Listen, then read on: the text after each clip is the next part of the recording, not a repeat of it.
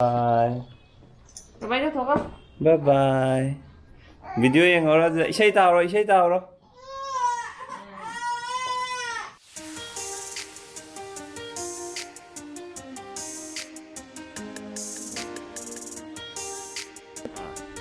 Marun bang thuk tu ni dia pot pambo kinam ta.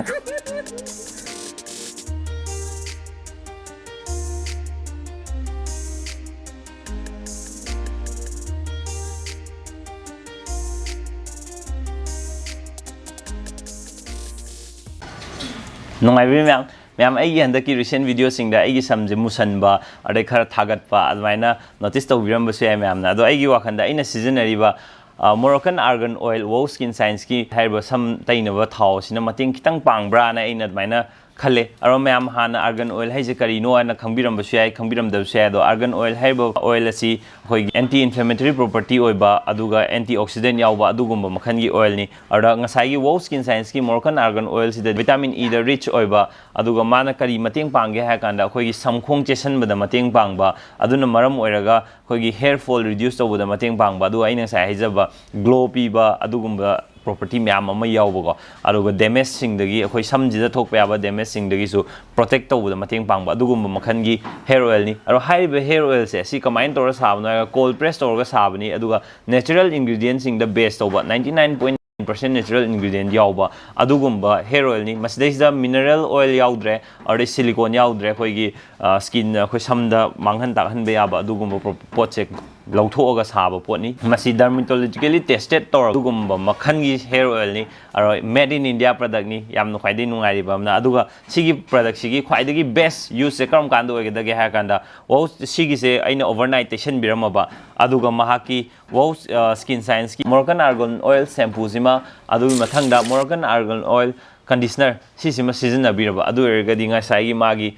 Product सिगी कानाबसे full the फंगबे याय अदुबु hair texture खेनबगी मतुंग इना खरा खरा दी अमगा difference होय बिया एंगोंदा कानारिबा स्माइना मैम द कानादबा सु याय अदुबु सिजनरगदी हाना लेरमिबा फिबमदगी सोइदना चेंज तौगनी क्यूआर कोड से स्कैन तौरगा प्रोडक्ट सिगी ऑथेंटिसिटी चेक तौबियो अदुगा मैम प्रोडक्ट सिंग असिबु लेबिनिंगबा लेरगदी आई डिस्क्रिप्शन द लिंक हापसरमगे मैम डिस्क्रिप्शन दुरा चंगागा चेकआउट तौबियो मखोई वेबसाइट लेजै वो स्किन साइंस की वो ऐप लेजे अदुदई चंगागा लेरसु याय सिजनबा याम नुंगाइबा ऐप नि मैम चंगागा अदुदई लेगेसु याय अदु अखोइगी अमेज़न की अखोइगी मणिपुर की ओनदी अमेज़न दगी लेबना हेन थुना डिलीवरी लापने मैम आई अमेज़न की लिंक हापसरमगे वो स्किन साइंस की लिंक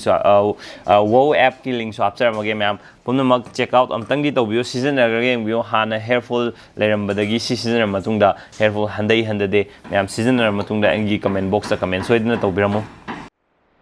सेथे बिजे लेसाबी फारपदेको अफाना चलुगी बाय बाय हाइबगजी याद्रे बजे कप्पगा निगाय तौर पमली जोजी बाय बाय हाइरुदैनी बजे तैजो थम्मगसे मामा मनाके लेहरसे मामा मनाके लेहरसे सेथे बिजे पापा थिंगे संडे नमित कई थबक चलिनो ना साइरो नंजा ओम लेगरे तो ngangai वीडियो नंबर कनो तौबने हाबा नंग ताना लेरे हाबा सिदंग साइ सानैना सगुबगा ममागा लेरसे यादजो लाओ ममागा लेरसे ममागा यादजो कदादा सियानजे लजि लोय लाओ गरे नंग सिदा हा लाओ हाबने ममागा लेरसे पापा थबक चला दोइने लाओ याली बाय बाय थोका bye video yang ora isai tauro ayo ये को आइज चुनो अबजे बाबाई थबक जबम ने याव गरे ना ए लाओ हाय बाय बाय को कदर जु ngasi जु को या बाय यारे को दे पापा मी ने थबक थिंग लाय हैरानी बाय नुंसिबिनी तुमथो पापा कई लेरोगे नंग कई लेरोगे हाँ watermelon ले रो आयो watermelon बिराने अब आदि होने में कौन होगा ले बाय अच्छा हौरो बिजो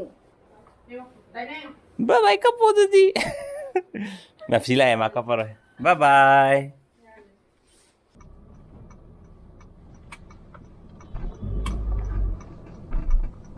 ngasi je Sunday ju oiba adu nong ju haifetang chugi ba adun lambi je mi kanam chate ba mi pung akta e ba natra curfew ga leigro ai kem khangdre dei aina ju mangi video amda di akhoi manipur da ju corona cases yam hanthare e kaina ina haidana ba adu bu check-in da dia de na but aina ngarang han gi numit ngasi dagi ai video je upload tor kan da di numit kya ni oidena de do aina hujuk leiba situation jidagi 3 days mo mang da ko ngasai gi corona gi cases se nong da 19 da spike toreba hanadi ama ani hum khatang nong da ama oiba ani oiba mai oirom ne but recently amu 19 cases nong da maina lai aduna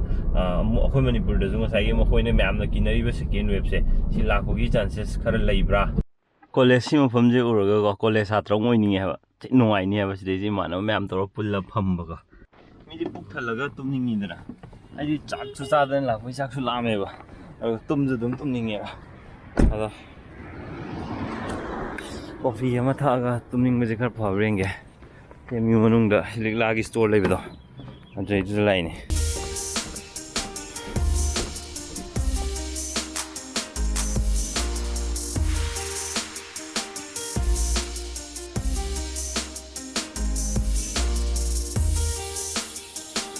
Pambi ma'am si kanai ko ang sa kan da nga ga ma'am nei je sing ji pra pum mo ga to ma chu nga di am nei to ura nga lei jo sing ji musin mu re tuning ma ji phat am phai coffee khatang khatak to om thachan ma ji yum myo re aduga masi mathel nga thong ba me ngang gi kangsoi ji bu a haw sak lam kan sa ni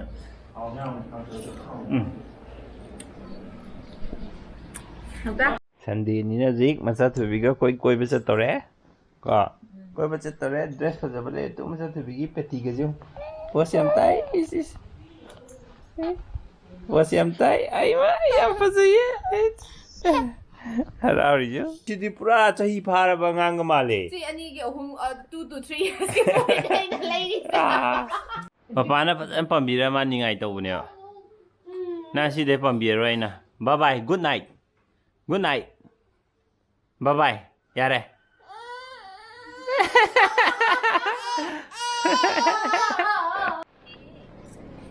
tung gara ni ngai am tong male nang sum singmen ka la koi ko papa am phuni ngak to na ye singmen ka la ga phuni mi ga themi nok sa ba no solo na si di blue ngak tani ne dress ya ni ngai am to ko nang si de ai chong ni kari ai ni ja tu mi ja kari khang ni da wa dance ka to khali jo mar me che abe manang ke lai ra jira ta hau re jo lai ba lai bo cha na khan de ba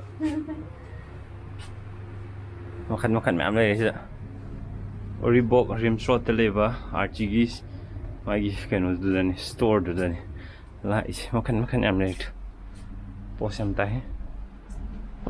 he heng ge pusan be de nang chaw ra di ne si da chang be de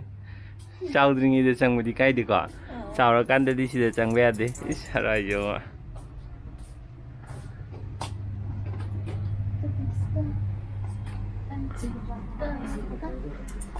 khalo khan belai bu po thana khan bio please san bi du na si da ai di urame de nang ga ma pang la khal ro je de u ro di ya hok den me na ba to yum ko tu sa khong long de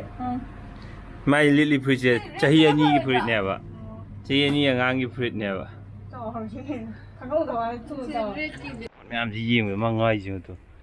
ama la bi de da da bi de si papa da da bi ha haza bra to pa ma ji ying ni a de yen ji ni ma ying ji yen ne je kai yin lo thế mà hông nè nè mà mình chỉ có chút cúp tự cái gì vậy mà chứ nó sao nó bớt mà bà nó làm gì nữa bike cái gì phải gì à xin lỗi qua mẹ đi mà nó bỏ mới lên mà giờ này ăn ngang hiện cháu càng khăn về càng lên giờ này mình khăn bao nhiêu bằng ngang gì mà nó thôi rồi giờ đi set video ꯉꯥ ꯑꯩ ꯈꯨꯃꯨꯛ ꯂꯩꯔꯛꯇꯕ ꯃꯔꯣꯟ ꯐꯥꯎ ꯊꯣꯛꯇ꯭ꯔꯤꯉꯩꯗꯤ ꯄꯣꯠ ꯄꯥꯝꯕ ꯍꯧꯔꯛꯈꯤꯅ ꯇꯥꯏ ꯀꯩꯌꯣ ꯂꯥꯝꯃꯤ ꯌꯦꯡꯉꯣꯕ ꯁꯤꯗꯒꯤ ꯑꯃ ꯂꯥꯎꯁꯦ ꯑꯗꯨ ꯁꯛꯄ ꯃꯆꯥꯁꯦ ꯈ꯭ꯋꯥꯏ ꯄꯤꯛꯄ ꯂꯥꯝꯃꯨꯀꯣ ꯃꯆꯥꯇꯣꯏꯕꯤ ꯈ꯭ꯋꯥꯏ ꯄꯤꯛꯄ ꯂꯥꯝꯃꯨꯀꯣ ꯐꯖꯗꯦ ꯑꯗꯨ ꯐꯖꯗꯦ ꯑꯗꯨ ꯐꯖꯗꯦ ꯇꯨ ꯃꯆꯥꯇꯣꯏꯕꯤ ꯇꯨ ꯁꯤ ꯐꯖꯩ ꯇꯨ ꯁꯤꯁꯦ ꯄꯤꯛꯇ꯭ꯔꯨ ꯄꯤꯛꯄꯁꯦ फजद्रा तो फजद्रा सा फजद्रा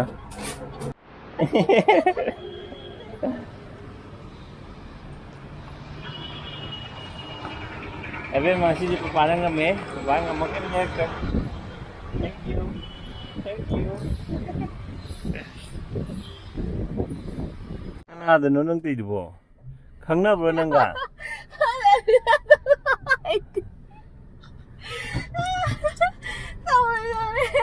Bye bye tao mà bye bye tao mà.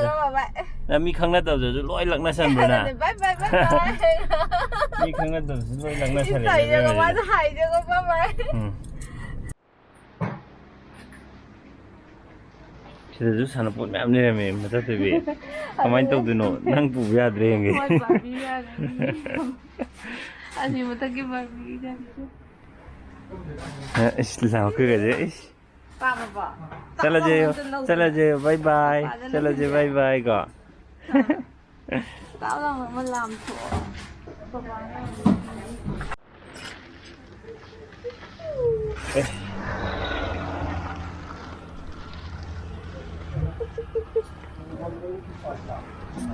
Cha sabi mo manang ngam ko mo. Ang ma'am le ko. Nang da. Yum yo re ko ba ka ko ba yum yo ba ga. Is yam sing e. Mama ka le ho ko papa thabo ong check ko. Bye bye. Hey sana po le di e. Hey pai ba ga hay re aya. Ya mama na lebih benika jadi mama na urat benika ya macam tu lebih baik baik ni hai ba mama na adu na mulai waktu ka thom jala di lore hai re ya na ju supri dre ko ya chao mama mana ka le ro adu di mara mok pani cha